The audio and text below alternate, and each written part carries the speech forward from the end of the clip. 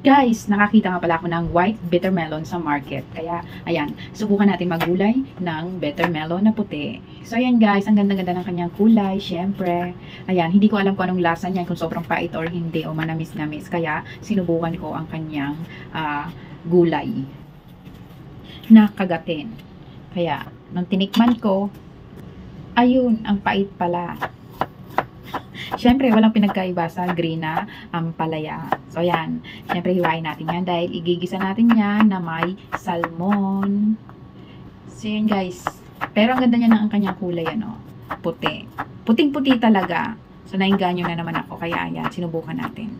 So, guys, huwag niyong kalilimutan mag-subscribe sa aking YouTube channel at follow my page and share na rin para sa mga gusto matuto magluto.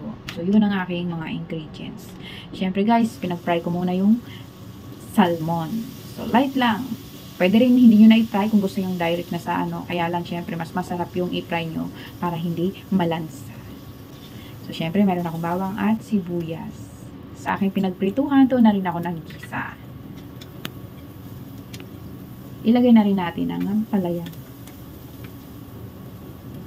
So, minsan, talagang nakakatuwa naman maghanap ng mga kakaibang kulay na gulay. Nag-add nga pala ako ng brown sugar para hindi siya mapait. At dahil hindi ko siya pinigaan. So, mas maganda kung huwag nyo nang pipigaan ng palaya para nandun pa rin yung vitamins. Pwede nyo rin yan ihalo sa pinakbet. O, diba? Puti ang kanyang kulay at kakaiba talaga. So, nakakatuwa tingnan. So, ayan. Tinakpan ko lang ng ilang minuto para mabilis siyang maluto. At mag-add tayo dyan ng konting salt. Guys, kung kayo ay diabetic, huwag nyo masyadong lagyan ng sugar. Konti lang. At mag-add din tayo ng konting seasoning magic sarap. Kung wala kayong magic sarap, pwede rin naman chicken seasoning. So, may pagka-similar din yon.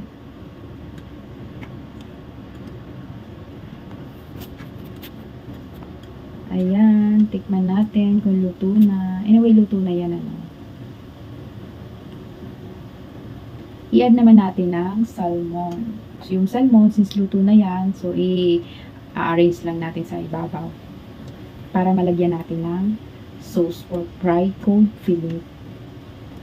O, diba?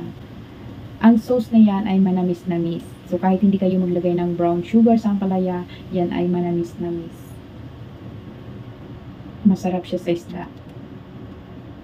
So, yan guys. Thank you for watching. Don't forget to like my video and follow my page and subscribe to my YouTube channel, Forever Kitchen. See you again, guys.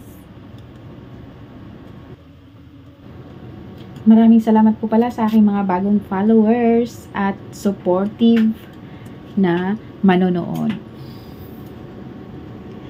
Thank you guys. Thank you so much and God bless everyone.